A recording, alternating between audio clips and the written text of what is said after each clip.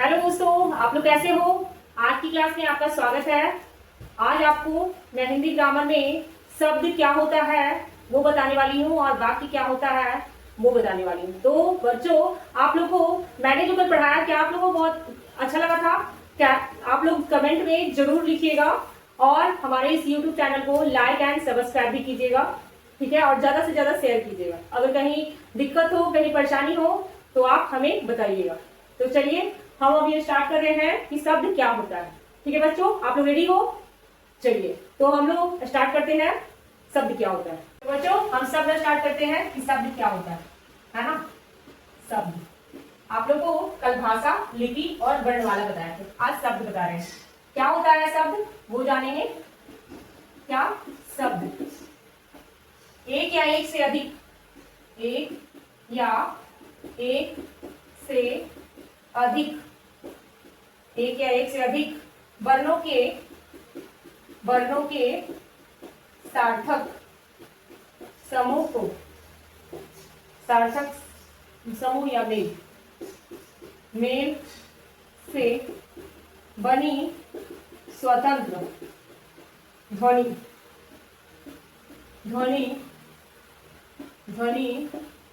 शब्द कहलाती है। ओके बच्चों, तो शब्द क्या है? एक या एक से अधिक वर्णों का मेल से जो बनता है ध्वनि, वो हमारा क्या कहलाता है? शब्द कहलाता है ना। तो चलिए आगे बढ़ते हैं। शब्द को उदाहरण के रूप में देखते हैं। शब्द के उदाहरण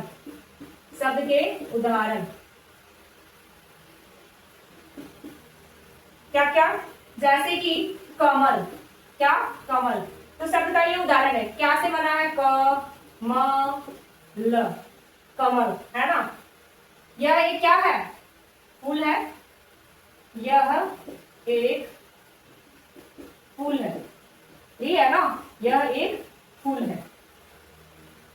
या इसको कमल क्या कहते हैं? फूल का नाम। यह एक फूल का नाम है, ये बोलिए ताकि आप लोग को बेहतर तरीके से समझ में आए। इसीलिए यह क्या हुआ? एक सार्थक शब्द हुआ। मतलब इसका बोलने का ये हुआ कि कमल, आप कुछ भी मतलब नहीं बोल सकते हो। जिसका कोई मतलब नहीं निकलता है वो शब्द नहीं कहलाता है। समझ में आ रही है बात? तो जिसका सार्थक अर्थ निकल रहा हो, सार्थक मेल से जो बनता है वो आपका शब्द कहलाता है। उसी तरह से घर, ये क्या हो गया? घर है ना। ये भी क्या है? यह रहने का स्थान है। यह रहने का स्थान है। समझ में आ रहा है बात? चलिए, तो और भी है। किताब,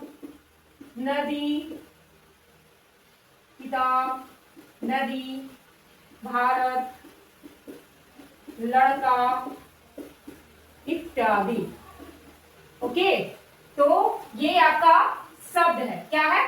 शब्द है। अब हम इसको शब्दों का वर्गीकरण हम जानेंगे। तो चलिए ये कंप्लीट हो गया आप लोग का। चलिए तो ठीक है, हम आगे बढ़ते हैं। शब्दों का वर्गीकरण है ना। क्या? शब्दों का वर्गीकरण। क्या पढ़ेंगे? शब्दों का वर्गीकरण। मुख्य रूप से इसको 4 भागों में बांटा था। मुख्य रूप से इसे 4 भागों में बांटा जाता है। 4 भागों में बांटा जाता है ना बच्चों। तो पहला है उत्पत्ति के स्रोत के आधार पर। पहला जो है उत्पत्ति के स्रोत के आधार पर। पहला है उत्पत्ति के स्रोत के आधार पर, जो कि आपका पहला है तत्सम। क्या कहते हैं? तत्सम। तत्सम क्या है? संस्कृत का मूल शब्द है। क्या है? संस्कृत का मूल शब्द। क्या? मूल शब्द। संस्कृत का मूल शब्द जैसे क्या? जैसे सूर्य, अग्नि, यह है संस्कृत का शब्द। फिर है दूसरा क्या? तद्भव। क्या? तद्भव। इसमें संस्कृत से बदलकर क्या? इसे संस्कृत से बदलकर संस्कृत से बदलकर हम लोग हिंदी में लिखते हैं। ये संस्कृत से बदलकर बना हुआ शब्द होता है, बना हुआ शब्द। जैसे जैसे सूरज, सूर्य को हम लोग क्या कहते हैं? सूरज, आम। ये सारे जो शब्द हैं वो तद्भव। उसी तरह से देशज, क्या?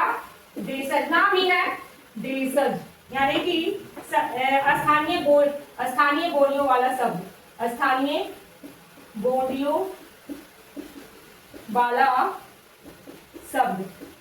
अब इसमें कौन कौन सा आ जाता है वो देख लीजिए। तो जैसे लोटा, अच्छा ये जो लोटा वर्ड है वो कौन सा शब्द में आता है? देशज में आता है, लोटा। पगड़ी, जिसको साफा करते हैं। अब है चौथा विदेशी या ये विदेशज, जिसको विदेशज करते हैं। ये क्या है? ये अन्य भाषाओं में आया हुआ शब्द है, अन्य भाषाओं में आया हुआ शब्द।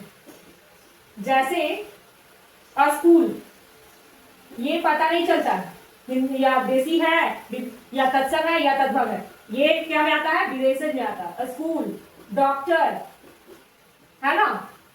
स्कूल, डॉक्टर, ये सारे विदेशज शब्द है। तो आपको तत्सम जो संस्कृत का मूल भाषा है, तद्भव जो संस्कृत से बदलकर शब्द बना हुआ है, देशज स्थानीय बोलियों वाला शब्द, जैसे लोटा, पगड़ी और भी बहुत सारे वर्ड हैं। विदेशज अन्य भाषाओं में आया हुआ शब्द, जैसे कि स्कूल, डॉक्टर और भी जो इस तरह का कॉमन वर्ड में आता है वो आपके लिए क्या है? विदेशज। तो यहाँ तक क्लियर है? ये जो है उत्पत्ति के स्रोत के आधार पर है। क्या के स्रोत के आधार पर है? उत्पत्ति के स्रोत के आधार पर। चलिए हम आगे बढ़ते हैं। तो बच्चों वो था उत्पत्ति के आधार पर, अब है व्युत्पत्ति के आधार पर। व्युत्पत्ति के आधार पर, है ना? क्या के आधार पर? व्युत्पत्ति के आधार पर। दूसरा ये आपका सबसे पहला है रूढ़, जिसको रूढ़ शब्द कहते हैं, जिनके टुकड़े करने पर कोई अर्थ ना निकले। जिनके टुकड़े करने पर कोई अर्थ ना निकले, कोई अर्थ ना निकले, है ना? ये है आपका रूढ़। जैसे कल, जैसे कल, घर, ठीक है? यौगिक, दूसरा यौगिक। यौगिक शब्द है दो सार्थक शब्दों के मेल से, दो सार्थक शब्दों के मेल से बना शब्द, है ना? जैसे विद्यालय, जैसे विद्यालय, विद्यार्थी, या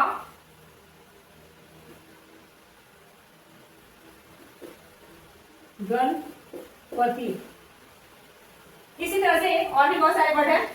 ठीक है? आपका तीसरा, क्या? तीसरा योग रूढ़, जिसको कहते हैं योग रूढ़। तीसरा योग रूढ़, ये कैसे बनता है? जो सामान्य अर्थ को छोड़कर, जो सामान्य अर्थ को छोड़कर कोई विशेष अर्थ दे, कोई विशेष अर्थ दे। जैसे जैसे लंबोदर, क्या? लंबोदर। और भी आपकी लंबोदर का विशेष अर्थ क्या होता है? गणेश जी, है ना? और भी बहुत कुछ है जिसको आप लोग देख लीजिएगा। तो ये था क्या? व्युत्पत्ति के आधार पर रूढ़, यौगिक और यौगिक। रूढ़ जिनके टुकड़े करने पर कोई अर्थ ही ना निकले, यौगिक जो दो सार्थक शब्दों के मेल से बनता है, योग रूढ़ जो सामान्य अर्थ को छोड़कर कोई विशेष अर्थ निकालता है, जैसे कि लंबोदर, है ना? नीलकंठ यानी कि शिव भगवान, है ना? यहाँ पर आप लिख सकते हो नीलकंठ, इसको शंकर भगवान का नाम लिख सकते हैं, अर्थात शिव। ठीक है? तो ये था बच्चों व्युत्पत्ति के आधार पर। अब चलते हैं अर्थ के आधार पर। अर्थ के आधार पर क्या? अर्थ के आधार पर। तीसरा है अर्थ के आधार पर, अर्थ के आधार पर। यहां सबसे पहले आएगा सार्थक। क्या? सार्थक, जिसका कोई अर्थ निकलता हो, है ना, जिसका कोई अर्थ निकलता हो। जिस शब्द का कोई अर्थ निकलता वो क्या कहलाएगा? सार्थक। जैसे जैसे पानी, फिर है निरर्थक। क्या? ख, निरर्थक, जिसका कोई अर्थ ना हो, जिसका कोई अर्थ ना हो। जैसे जैसे बानी। क्या? बानी। जैसे, हाँ, बानी पानी, है ना, किससे होता है ना, बानी पानी, जल कल, इस तरह से आप बोलते हो ना, उसका कोई अर्थ नहीं होता। जो एक साथ में दो शब्द को यूज कर रहे हैं उसका कोई अर्थ नहीं होता। तो ये है आपका अर्थ के आधार पर, कौन सा? सार्थक और निरर्थक। जिस शब्द का कोई अर्थ निकलता हो और जिसका कोई अर्थ ना हो वो निरर्थक। अब हम आते हैं आगे, चौथा नंबर, प्रयोग या रूपांतर के आधार पर। प्रयोग या रूपांतर के आधार पर, आधार पर। ठीक है बच्चों, आगे है पहला विकारी। क्या? विकारी। इसका क्या होता है? विकारी में लिंग, वचन या कारक के कारण बदलने वाले शब्द, बदलने वाले शब्द। जैसे जैसे संज्ञा, सर्वनाम, विशेषण, क्रिया, ये सारे में विकार है। यानी कि विकारी लिंग, वचन या कारक के कारण बदलने वाले शब्द हैं संज्ञा, सर्वनाम, विशेषण और क्रिया। अब दूसरा है अविकारी। अविकारी, है ना, अविकारी जिसको अव्यक्त करते हैं, जो कभी नहीं बदलता, जो कभी ना बदले, है ना, ये अव्यक्त है। जैसे धीरे धीरे, जैसे धीरे धीरे या और, ये कभी भी कुछ भी हो जाएगा, ये वर्ड चेंज नहीं होगा। लेकिन बहुत सारे ऐसे वर्ड हैं संज्ञा, सर्वनाम, विशेषण और क्रिया करने के बाद में वो वर्ड क्या हो जाते हैं? चेंज हो जाते हैं। समझ में आ रही है बात? तो बच्चों, आप लोगों को मैंने क्या बताया? उत्पत्ति के आधार पर, व्युत्पत्ति के आधार पर, अर्थ के आधार पर और प्रयोग के आधार पर शब्द। समझ में आ गई बात? कहीं से कोई परेशानी नहीं? तो चलिए, अच्छी बात है। अब हम आगे बढ़ते हैं। वाक्य क्या होता है? क्या है वाक्य? है ना, हम अभी से पहले क्या पढ़े? शब्द। वाक्य क्या? तो दो या दो से अधिक शब्दों के मेल से बना शब्द, शब्दों के सार्थक और व्यवस्थित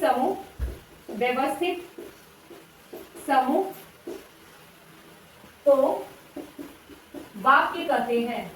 वाक्य कहते हैं। जिसका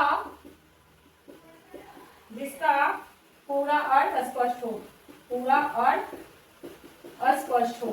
बात सही है। आप कोई सेंटेंस बना रहे हो, हिंदी हो या इंग्लिश, उसका अर्थ अगर नहीं अच्छा निकलेगा तो वो आपका सेंटेंस नहीं कहलाएगा। ठीक है, तो ये दो या दो से अधिक शब्दों के सार्थक और व्यवस्थित समूह को हम लोग क्या कहते हैं? वाक्य कहते हैं। क्या कहते हैं? वाक्य कहते हैं। जिसका पूरा अर्थ अस्पष्ट हो, क्लियर हो। ठीक है,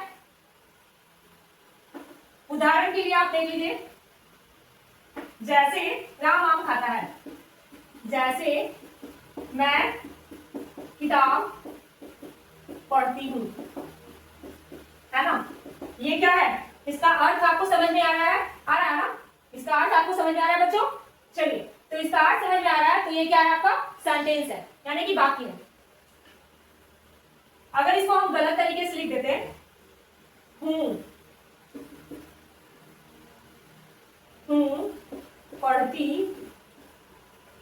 किताब में। तो क्या ये कोई अर्थ है इसका? ये सेंटेंस का मतलब है हूँ पढ़ती किताब में, यानी ये क्या है? गलत है। क्या है? गलत है। और ये सही है। सही क्रम क्या है? ये है, और गलत क्रम ये है। समझ में आ गई बात? वाक्य के भाग। क्या? वाक्य के भाग। वाक्य के भाग हैं दो। पहला उद्देश्य। क्या? पहला उद्देश्य। उद्देश्य क्या है? वाक्य में जिसके बारे में कुछ कहा जा रहा है, यानी कि उद्देश्य इसका क्या है? जिसके बारे में कुछ कहा जा रहा है वो वाक्य कहलाता है ना? उद्देश्य तो ये है ना। तो जिसके बारे में कुछ कहा जा रहा है तो वो आपका वाक्य कहलाता है। तो इसका सबसे पहला क्या है? उद्देश्य। ठीक है। दूसरा है विधेय। क्या? दूसरा है विधेय, प्रिडिक्शन। विधेय ये क्या है? तो प्रिडिक्ट करता है उद्देश्य के बारे में जो कुछ भी कहा जाता हो, यानी कि जिस उद्देश्य से वाक्य बनाया जा रहा है उसके बारे में जो कुछ भी कहा जा रहा हो वो हमारा क्या होता है? विधेय होता है, प्रिडिक्ट होता है ना? तो यही है वाक्य का भाग, पहला उद्देश्य और दूसरा विधेय। इस चीज को माइंड में रखिएगा। ठीक है बच्चों? तो चलिए अब हम चलते हैं वाक्य के वर्गीकरण में। वाक्य के वर्गीकरण के बारे में जानेंगे। भेद। वाक्य के भेद। वाक्य के कितने भेद हैं? तो दो भेद हैं। दो आधारों पर बांटा गया है। क्या? इसे दो आधारों पर बांटा गया है। बांटा गया है। ठीक है। पहला अर्थ के आधार पर। पहला अर्थ के आधार पर। ये क्या है? अर्थ के आधार पर। इसमें 8 होते हैं। ये कितने होते हैं? 8 होते हैं। अर्थ के आधार पर 8 होते हैं। पहला विधानवाचक। क्या? विधानवाचक। पहला है विधानवाचक। यह सामान्य जानकारी देने वाला होता है। इसका काम क्या है? सामान्य जानकारी। सामान्य जानकारी देने वाला। ठीक है। इसका काम क्या है? ये सामान्य जानकारी देता है। जैसे सूर्य पूरब से उगता है। जैसे सूर्य पूरब से उगता है। सूर्य पूरब से उगता है ना बच्चों? ठीक है। दूसरा निषेधवाचक। दूसरा निषेधवाचक। निषेधवाचक। इसका काम क्या है? किसी काम के न होने का बोध। किसी काम के न होने का बोध। होने का बोध। जैसे में क्या? मैं आज नहीं पढ़ूंगा। मैं आज नहीं पढ़ूंगा। ठीक है। ये हो गया निषेधवाचक। ये है विधानवाचक, सामान्य जानकारी के लिए। ठीक है। प्रश्नवाचक। प्रश्नवाचक। क्या? प्रश्नवाचक। इसमें प्रश्न होता है, सवाल पूछने वाला वाक्य। सवाल पूछने वाला वाक्य। पूछने वाला वाक्य है ना बच्चों? ये है प्रश्नवाचक। क्या? प्रश्नवाचक, सवाल पूछने वाला वाक्य। तो जैसे कि तुम्हारा नाम क्या है? जैसे तुम्हारा नाम क्या है, यानी कि जो भी सवाल से जुड़ा हुआ रहेगा वो हमारा प्रश्नवाचक वाक्य होगा। समझ में आ गई बात? है ना? तो चलिए अब आगे बढ़ते हैं। ये 3 हो गया और है अभी 5। अब है चौथा आज्ञावाचक। आज्ञा देने वाला। आज्ञावाचक। इस वाक्य में आज्ञा देने वाला वाक्य होगा, है ना? जैसे यहां बैठ के पढ़ो। जैसे यहां बैठकर पढ़ो। हो गया? ठीक है बच्चों? तो ये है आपका आज्ञावाचक। ठीक है। विस्मयादि बोधक। विस्मयादि बोधक ये क्या करता है? तो आश्चर्य, दुख और खुशी प्रकट प्रकट करता है, आश्चर्य, दुख और खुशी प्रकट करता है। ठीक है, इसमें आपका क्या हो जाएगा, जैसे, वाह कितना सुंदर है, जैसे, वाह कितना सुंदर है ना। तो ये भी इसमें आदि बोधक हो गया। ठीक है, छठा इच्छावाचक। क्या, इच्छावाचक। इसमें क्या होता है, इसमें इच्छा व्यक्त होता है, इसमें इच्छा व्यक्त होता है। ठीक है, जैसे, जैसे भगवान तुम्हारा भला करे, भगवान तुम्हारा भला करे। ठीक है, यहां तक कंप्लीट है। अब है संदेहवाचक। संदेहवाचक, क्या, संदेहवाचक। इसमें क्या होता है, इसमें काम होने का शक होता है, इसमें काम होने का शक होता है, यानी कि नाम ही है संदेह होना, किसी भी वर्ड में संदेह होना। जैसे कि शायद बारिश होगी, क्या, जैसे शायद बारिश होगी। समझ में आ रही है बात। तो बच्चों आगे है आपका संकेतवाचक।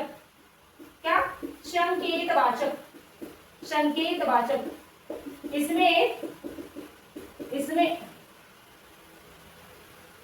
इसमें संकेत का वाक्य होता है, वाक्य होता है। जैसे, जैसे यदि मेहनत करोगे, यदि मेहनत करोगे तो सफल होगे, सफल होगे। तो ये बच्चों आप लोगों को जो बताया हम वो क्या था, आपका वाक्य का भेद, किस चीज के आधार पर, अर्थ के आधार पर, किस चीज के आधार पर, अर्थ के आधार पर। तो अभी मैंने आज्ञावाचक, विस्मयादि बोधक, इच्छावाचक, संदेहवाचक और संकेतवाचक बताया। यहां तक आप लोगों का क्लियर हो गया होगा, है ना। तो चलिए अब हम आगे बढ़ते हैं इसके दूसरे आधार पर। बच्चों अब हम आगे बढ़ने वाले हैं रचना के आधार पर। वाक्य 3 प्रकार के होते हैं। कितने प्रकार के होते हैं, रचना के आधार पर वाक्य 3 होते हैं। पहला सरल वाक्य, पहला सरल वाक्य, है ना। पहला है ये आपका सरल वाक्य, जिसमें एक ही मुख्य क्रिया होती है, ये है आपका सरल वाक्य। जैसे अंजलि नूडल्स खाती है, तो ये क्या, अंजलि नूडल्स खाती है, तो ये क्या है, एक सरल वाक्य है। क्या है, सरल वाक्य। दूसरा है संयुक्त वाक्य, दूसरा संयुक्त वाक्य, है ना। नाम है संयुक्त वाक्य, तो इसमें मिक्स होगा, एक से ज्यादा होगा। तो 2 स्वतंत्र वाक्य जब और किंतु परंतु से जुड़ा हो, तो वो क्या कहलाता है, संयुक्त वाक्य। जैसे सुबह हुई और चिड़िया चहकने लगी,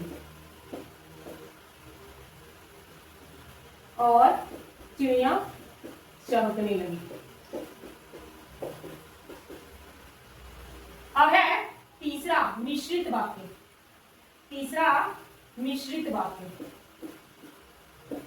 मिश्रित वाक्य। तो बच्चों इसमें क्या होता है, जिसमें एक मुख्य वाक्य हो, जिसमें एक मुख्य वाक्य हो और दूसरा उस पर आश्रित हो। क्या? दूसरा उस पर आश्रित हो। जैसे मैं घर पहुंचा